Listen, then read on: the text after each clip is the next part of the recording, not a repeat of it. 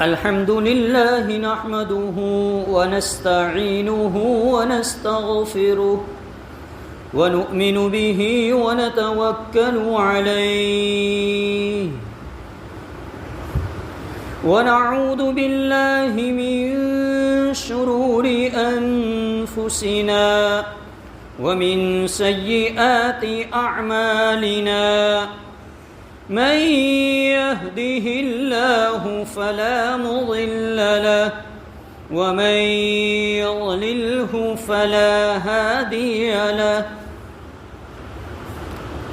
ونشهد أن لا إله إلا الله وحده لا شريك له ونشهد أن سيدنا ومولانا محمدا عبده ورسوله أرسله الله تعالى إلى كافة الناس بشيرا ونذيرا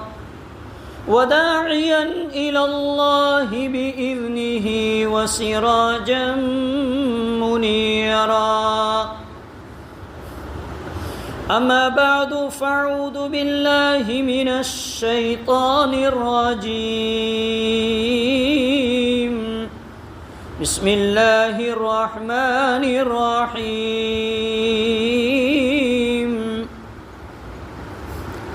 إن عدة الشهور عند الله 12 شهرا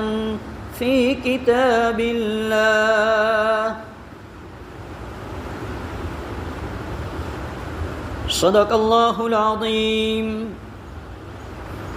اللهم صل على محمد في أول كلامنا اللهم صل على محمد في أوسط كلامنا اللهم صل على محمد في آخر كلامنا درود شریف پڑھ لیں اللهم صل على سيدنا مولانا محمد وبارك وسلم بزرگوں بھائیو دوستو عزیزو اسلامی سال کا آج پہلا دن پہلا مہینہ جسے محرم الحرام کا مہینہ کہا جاتا ہے جو آج سے شروع ہوا ویسے اسلامی اور انگریزی دونوں سال اسلامی سال کا تعلق ہے چاند کے ساتھ جسے قمری سال کہا جاتا ہے اور انگریزی سال کا تعلق ہوتا ہے سورج کے ساتھ جسے شمسی کہا جاتا ہے دونوں اللہ کے بنائے ہوئے والشمس والقمر بحسبان چاند بھی اللہ کا بنایا ہوا اللہ کا پیدا کیا ہوا سورج بھی اللہ کا پیدا کیا ہوا اللہ کا بنایا ہوا یہ جو مہینے ہیں اسلامی اور انگریزی اس میں اسلامی مہینہ چونکہ اللہ کے نبی صلی اللہ علیہ وسلم سے اس کی نسبت زیادہ ہے اس لیے ہمیں اس سے محبت ہونی چاہیے ایک ایمان والے کو اسلامی مہینوں سے اسلامی تاریخ سے محبت ہونی چاہیے سال آتے ہیں گزر جاتے ہیں جو سال گزر گئے گویا ہماری زندگی سے ایک سال کم ہو گیا ہم دنیا سے دور اور قبر سے قریب ہو گئے نئے سال خوشیاں منانے کے سال نہیں ہوا کرتے یہ تو غیروں کے طریقے ہیں کہ غیروں کے طریقوں کے اندر ہوتا ہے کہ جب انگریزی سال ختم ہوتا ہے، 31 دسمبر ہوتی ہے، تو وہ اسے دھوم دھام سے عیاشیوں میں اور تماشوں میں اور پٹاخوں میں اور نہ معلوم آتش بازیوں میں گزارتے ہیں کہ سال ختم ہو رہا ہے، نئے سال کا ہم ویلکم کر رہے ہیں۔ اسے دیکھا دیکھی ایمان والا بھی کچھ اس نوعیت پہ جا رہا ہے۔ جسے اللہ نے ایمان دیا ہے، جسے اللہ نے قیمتی بنایا ہے، وہ بھی نئے سال کا جشن مناتا ہے، مبارکبادیاں دیتا ہے، حالانکہ ایسی شریعت میں، ہماری شریعت میں اس کا کوئی ثبوت نہیں ہے۔ یہ ہجری سن جو شروع ہوا، یہ کہاں سے شروع ہوا؟ اسلامی تاریخ کی شروعات کہاں سے ہوئی؟ یہ جیسے یہ سال ختم ہوا اور 1447 کا سال اسلامی شروع ہوا، اب 46 ختم ہوا، جیسے انگریزی 2025 چل رہا ہے، تو یہ اسلامی اس کی شروعات کہاں سے ہوئی؟ یہ اسلامی سال خوشیاں منانے کے لیے نہیں ہے، اسلامی نیا دن خوشیاں منانے کے لیے نہیں ہے، بلکہ یہ تو قربانیوں پر اترا ہے۔ اللہ نے یہ 12 مہینے بنائے ہیں۔ قرآن کی جو آیت میں نے تلاوت کی، ان عدت الشہور عند اللہ 12 شہرا فی کتاب اللہ یوم خلق السماوات والارض۔ آسمان و زمین پیدا ہوئے تب سے اللہ نے یہ مہینے بنائے تھے، 12 مہینے، سال کے 12 مہینے، اور اس میں 4 مہینے، یہ اسلامی سال میں 4 مہینے اشہر حرم کہے جاتے ہیں، گویا عظمت والے مہینے اسے شمار کیے جاتے ہیں۔ اسلام سے پہلے زمانے جاہلیت میں بھی جو جاہلیت کے دور کے جو لوگ تھے، وہ لوگ بھی ان مہینوں کی قدر کرتے تھے۔ کون سے وہ 4 مہینے؟ ایک ذی القعدہ کا مہینہ، ایک ذی الحج کا مہینہ اور ایک محرم کا مہینہ، یعنی یہ 3 مہینے کنٹینیو ہوا کرتے ہیں، 10واں، 11واں، 12واں اور پہلا مہینہ، یہ 3 مہینے، اور ایک مہینہ رجب کا مہینہ۔ یہ 4 مہینے کو اللہ نے اشہر حرم کہا ہے، اور اس کی عظمت تھی ان لوگوں کے دلوں کے اندر بھی کہ اپنے باپ کے قاتل کو بھی ان 4 مہینوں کے درمیان اگر کہیں ملتا تھا تو وہ لوگ قتل نہیں کرتے تھے، بدلہ نہیں لیتے تھے، عظمت تھی ان دنوں کے اندر۔ تو یہ اسلامی سال کی شروعات کہاں سے ہوئی؟ اللہ کے نبی صلی اللہ علیہ وسلم کے دور کے اندر تو یہ چیز تھی نہیں،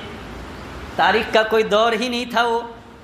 اس وقت تو کسی چیز کو، کسی واقعے کو اگر بیان کرنا ہوتا، ذکر کرنا ہوتا، تو جو ایک ماقبل میں ایک واقعہ بہت بڑا پیش آیا تھا جسے قرآن نے نقل کیا ہے، جسے اصحاب فیل کا واقعہ کہا جاتا ہے۔ قرآن کریم کے اندر اللہ نے سورت نازل فرمائی، الم تر کیف فعل ربک باصحاب الفیل، ہاتھیوں والوں کا واقعہ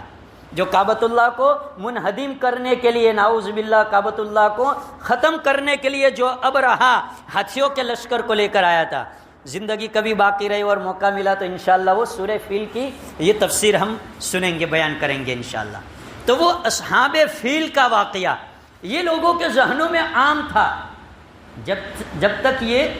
تاریخ نہیں بنی تھی، اسلامی ہجری سال کی ابتدا نہیں ہوئی تھی، وہاں تک لوگ اسے یاد کرتے تھے کہ بھئی اصحاب فیل کے واقعے سے 2 مہینے بعد، 2 سال بعد، اتنی مدت بعد، اس طرح کسی نہ کسی واقعے کو وہ یاد کرتے تھے۔ اللہ کے نبی کا زمانہ بھی اسی طرح گزرا۔ اللہ کے نبی کے زمانے میں کوئی تاریخ کی باقاعدہ کوئی اہتمام نہیں تھا، کوئی تاریخ کی شروعات نہیں تھی، اسی لیے تو اللہ کے نبی کی یوم پیدائش میں بھی اختلاف ہے کہ آپ کس دن پیدا ہوئے، کس تاریخ کو پیدا ہوئے، اور یوم وفات میں بھی اختلاف ہے۔ جو ہمارے ذہنوں کے اندر 12 ربیع الاول ایک فٹ ہو چکی ہے کہ 12 ربیع الاول کو اللہ کے نبی پیدا ہوئے اور 12 ربیع الاول کو اللہ کے نبی اس دنیا سے تشریف لے گئے، اور اس پر جشن منائے جاتے ہیں، اس پر میلاد پڑھی جاتی ہے، اس پر نامعلوم خوشیاں منائی جاتی ہے، حالانکہ اللہ کے نبی کی ان دونوں تاریخوں میں اختلاف ہے، صحیح تاریخ ہی معلوم نہیں ہے، اس لیے کہ اس دور کے اندر تاریخ ہی نہیں تھی۔ تو اللہ کے نبی کا دور بھی ایسے ہی گزرا۔ آپ کے بعد حضرت صدیق اکبر رضی اللہ تعالیٰ عنہ نے جو اللہ کے نبی کے بعد امت کو سنبھالا، خلافت کا دور سنبھالا، 2 سال سے اوپر 2.5 سال کے قریب، اس میں بھی یہ تاریخ کا کوئی اہتمام نہیں کیا گیا۔ سیدنا حضرت عمر رضی اللہ تعالیٰ عنہ خلیفۃ المسلمین فی الثانی، دوسرے نمبر کے خلیفہ، جب ان کا دور آیا اور اس دور کے اندر اسلام بہت پھیلا، دور دراز تک اسلام پھیلا، اسلام کو فتح ہوئی اور لوگ اسلام کا چرچا ہوا اور دور دراز تک کی سب ملکوں کو فتح کیا گیا۔ اب اس دور کے اندر ملکوں کے اندر بادشاہوں کو سیدنا حضرت عمر رضی اللہ تعالیٰ عنہ کی جانب سے خطوط لکھے جاتے تھے، دعوت نامے لکھے جاتے تھے۔ تب بادشاہ کی طرف سے ان دوسرے ممالک کے بادشاہوں کی طرف سے یہ اطلاع ملی سیدنا حضرت امیر المؤمنین عمر بن الخطاب رضی اللہ تعالیٰ عنہ کی خدمت میں کہ امیر المؤمنین، آپ جو خط بھیجتے ہیں اب ہمیں کیسا پتہ چلے گا کہ یہ خط آپ نے کب لکھا تھا، کب روانہ کیا تھا اور ہم تک کب پہنچ رہا ہے؟ تو اب سیدنا حضرت عمر رضی اللہ تعالیٰ عنہ کو یہ فکر ہوئی کہ اس کا کچھ اہتمام کرنا چاہیے۔ چنانچہ آپ نے پارلیمنٹ بلائی، میٹنگ بلائی، صحابہ کی، مشورہ کیا کہ کیا کیا جائے، رائے دو اپنی اپنی کہ بھئی ہم تاریخ کی ابتدا کیسے کریں، ہجری سن کی ابتدا کیسے کریں، کیسے ابتدا کریں؟ تو کسی نے کہا کہ اللہ کے نبی صلی اللہ علیہ وسلم جس دن پیدا ہوئے، برتھ ڈے، آپ کے برتھ ڈے کے دن ابتدا کر لے، وہاں سے تاریخ کی شروعات کریں ہم۔ تو اللہ کے نبی کی پیدائش کے دن ہی میں اختلاف، تو وہ کیسے؟ حضرت عمر نے کہا نہیں، یہ سمجھ میں بات نہیں آ رہی۔ کسی نے آپ کی یوم وفات، اس دنیا سے جانے کو، یہ بھی قبول نہیں کیا گیا۔ کسی نے کہا کہ جس دن اللہ کے نبی کو نبوت ملی، 40 سال کی عمر میں جو نبوت سے سرفراز کیا، وہ خوشی کا دن تھا، وہ چونکہ انعام کا دن تھا، تو اس دن سے ہم اس تاریخ کی ابتدا کرتے ہیں۔ سیدنا حضرت عمر رضی اللہ تعالیٰ عنہ کے ذہن میں یہ بات بھی سمجھ میں نہیں آئی۔ کسی نے کہا کہ مکہ فتح ہوا جس دن، اور یہ بہت بڑی کامیابی تھی اسلام کی، اس لیے کہ اللہ نے قرآن میں اس کو ذکر کیا، اِنَّا فَتَحْنَا لَكَ فَتْحًا مُبِينًا، فتح مبین، بہت بڑی جیت، بہت بڑی کامیابی، تو بہت بڑا یہ خوشی کا دن تھا، تو اس دن سے ہم اپنے اسلامی سال کی شروعات کریں۔ حضرت عمر رضی اللہ تعالیٰ عنہ کی سمجھ میں یہ بات بھی نہیں آئی۔ کسی نے رائے دی کہ اللہ کے نبی حج کے لیے گئے تھے، حجۃ الوداع جو آپ کا آخری حج تھا، زندگی میں آپ نے ایک ہی حج کیا، حجۃ الوداع میں گئے، اللہ کے نبی نے وہاں صحابہ سے لین دین کی، ایک امانت سپرد کی کہ جو لوگ یہاں موجود ہیں وہ غائبین تک میرا پیغام پہنچا دے۔ اللہ کے نبی نے یہ بھی کہا کہ ہو سکتا ہے کہ اگلے سال ہماری تمہاری ملاقات ہو یا نہ ہو، یہ اللہ کے نبی نے پیغام دیا تھا، کیونکہ وہ بھی بہت بڑا خوشی کا دن تھا ہمارے لیے۔ 1 لاکھ کم و بیش 1,24,000 صحابہ اکرام کا جمع غفیر تھا آپ کے ساتھ حجۃ الوداع میں، تو کہ اس دن کو ہماری ہجری سن کی ابتدا کا دن شمار کر لیا جائے۔ سیدنا حضرت عمر رضی اللہ تعالیٰ عنہ کا نہیں، یہ بھی نہیں۔ حضرت علی رضی اللہ تعالیٰ عنہ بھی بیٹھے ہوئے تھے، شیر خدا حضرت علی، حسن اور حسین کے والد۔ یہ محرم کا مہینہ جسے لوگ اسی سے یاد کرتے ہیں کہ اس محرم کے مہینے کے اندر کربلا کے اندر نواسۂ رسول فاطمۃ الزہرا رضی اللہ تعالیٰ عنہا کا پھول، حضرت علی کا دل کا ٹکڑا سیدنا امام حسین کربلا کے میدان میں شہید ہوئے تھے، لوگ اسی سے یاد کرتے ہیں۔ حالانکہ یہ ایک واقعہ نہیں ہے اس کربلا کے، اس محرم کے مہینے کا۔ محرم کے مہینے کی 1 تاریخ کو خلیفۃ المسلمین فی الثانی سیدنا حضرت عمر بن الخطاب رضی اللہ تعالیٰ عنہ شہید ہوئے، محرم کی 1 تاریخ کو، آج کے دن۔ مسجد نبوی کے اندر فجر کی نماز کے لیے سیدنا حضرت عمر رضی اللہ تعالیٰ عنہ تشریف لائے۔ 12واں مہینہ یعنی ذی الحج کا جو مہینہ ابھی گزرا، اس مہینے کی 26 یا 27 تاریخ کو آپ تشریف لائے، مصلی پر جا رہے تھے۔ ابو لؤلؤ مجوسی جو آگ کی پوجا کرتا تھا، دونوں طرف 2 نوک والا زہر میں آلود نیزہ لے کر آیا اور سیدنا حضرت عمر رضی اللہ تعالیٰ عنہ کے پیٹ میں مار دیا۔ آپ کے پیٹ سے خون کا فوارہ چھوٹا، آپ زخمی ہو گئے، آپ کو سائڈ کیا گیا، سائڈ پہ بٹھایا گیا۔ اب وہ بھاگنے لگا اور بھاگتے بھاگتے اس نے اپنے ڈیفنس میں اور 13 صحابہ کو شہید کر دیا۔ اپنے بچاؤ کے لیے راستے میں صحابہ آئے، 13 صحابہ کو اس نے شہید کیا، اور پھر اس نے لگا کہ اب میں بچ نہیں پاؤں گا، تو وہی زہر آلود نیزہ اس نے اپنے جسم میں مار دیا اور خود بھی ہلاک ہو گیا، خودکشی کر لی اس نے۔ اب سیدنا حضرت عمر رضی اللہ تعالیٰ عنہ 26 یا 27 تاریخ ذی الحج کی اسلامی سال کے 12ویں مہینے کی 26 یا 27 تاریخ کو یہ واقعہ پیش آ رہا ہے، آپ کو سائٹ کیا گیا۔ آپ نے فرمایا عبد الرحمن ابن عوف سے کہ نماز پڑھاؤ، پہلے نماز پڑھاؤ، جسم سے خون کے فوارے چھوٹ رہے، اتنے شدید زخمی ہے، لیکن فکر ہے تو نماز کی فکر ہے، قربانی کے بعد بھی فکر ہے تو اللہ کے حکم کی فکر ہے۔ کون ہے دنیا کے اندر آج ایسا مائیکا لال کہ اس کے گھر میں وہ خود یا اس کے گھر میں ایسی کوئی پوزیشن آ جائے اور اسے نماز کی فکر ہو؟ اسے فکر یہی ہوگی کہ جلدی چلو، جلدی اسپتال لے جاؤ، جلدی ایمبولینس بلاؤ، جلدی گاڑی لاؤ، جلدی ڈاکٹر کو بلاؤ۔ سیدنا حضرت عمر کہہ رہے عبد الرحمن ابن عوف سے کہ نماز پڑھاؤ پہلے، آپ نماز۔ سیدنا حضرت عبد الرحمن ابن عوف نے فجر کی نماز پڑھائی، کون سی سورت پڑھی؟ قل اعوذ برب الفلق اور قل اعوذ برب الناس، یہ صورتیں پڑھی 2 رکعت میں۔ کبھی حالات ایسے ہو، کبھی موقع مناسب ایسا آئے تو امام کی ذمہ داری ہے، امام کو یہ پتہ ہوتا ہے کہ بھائی کس حالت میں، کس موقع پر، کس وقت میں کس طرح کی قرات کی جائے۔ ہم مصلی کو خاموشی کے ساتھ پیچھے کھڑے رہنا ہے، ہمیں امام پر انگلی نہیں اٹھانا کہ کیوں اتنی چھوٹی صورت پڑھا دی تم نے، کیوں اتنی چھوٹی نماز پڑھا دی تم نے۔ عبد الرحمن ابن عوف نے فجر کی نماز پڑھائی، کون سی سورہ پڑھی؟ قل اعوذ برب الفلق اور قل اعوذ بالناس، دونوں رکعت میں۔ نماز ختم کی، سیدنا حضرت عمر رضی اللہ تعالیٰ عنہ نے پوچھا کہ کس نے مجھے مارا تھا؟ تو فرمایا کہ ابو لؤلؤ جو مجوسی تھا اس نے آپ کو نیزہ مارا تھا۔ تو سیدنا حضرت عمر رضی اللہ تعالیٰ عنہ نے عرض کیا کہ الحمدللہ، اللہ تیرا شکر ہے کہ میرے اس خون سے کسی ایمان والے کے ہاتھ رنگین نہیں ہوئے۔ اسی حالت میں تھے، اور سیدنا حضرت عمر رضی اللہ تعالیٰ عنہ کے پاس ایک نوجوان آیا اور آ کر آپ کی عیادت پوچھی، آپ سے خبر پوچھی اور آپ کی تعریف کرنے لگا۔ آپ امیر المؤمنین ہے، آپ سے پرانے ایمان والوں میں سے ہے، آپ سے اسلام کو بہت فروغ ملا، اسلام آپ کے زمانے میں دور و دراز تک پھیل گیا، یہ تعریفیں کرنے لگا۔ تو حضرت عمر رضی اللہ تعالیٰ عنہ نے سے کہا یا ولدی، میرے بیٹے خاموش ہو جا۔ حضرت عمر رضی اللہ تعالیٰ عنہ نے اس کے بعد ایک جملہ کہا جو حدیث کی کتابوں میں قیامت تک لکھا رہے گا، فرمایا کہ لا لی ولا علی، اگر اللہ میری ان تمام نیکیوں کا مجھے بدلہ نہ دے، ثواب نہ دے، تو مجھے کوئی پرواہ نہیں ہے، لیکن اللہ میری پکڑ نہ فرمائے۔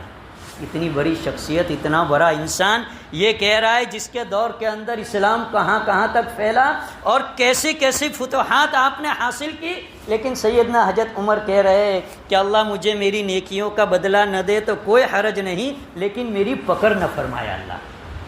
خوف کا مقام ہے، ڈرنے کا مقام ہے، انسان کو ہر وقت اللہ سے ڈرنا چاہیے۔ پھر اس کے بعد اس نوجوان سے کہنے لگے یا ولدی،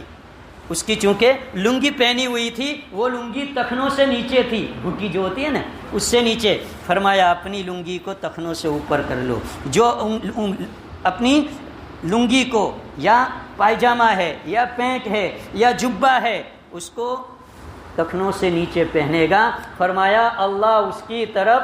شفقت کی نگاہ، رحمت کی نگاہ نہیں فرمائے گا کل قیامت۔ جا رہے اس دنیا سے، لیکن پھر بھی کیا کر رہے ہیں؟ نصیحت کر رہے ہیں، ڈرا رہے ہیں، اللہ کا خوف بتلا رہے ہیں۔ تو سیدنا حضرت عمر اسی بیماری میں رہے، ان کو پتہ چل گیا کہ اب میں اس دنیا میں نہیں رہوں گا۔ فی الفور انہوں نے 6 آدمیوں کی کمیٹی تیار کی، 6 آدمیوں کی، اور فرمایا کہ میرے اس دنیا سے جانے کے بعد تم آپس میں مل کر اپنا امیر طے کر لینا، اپنا خلیفہ مقرر کر لینا۔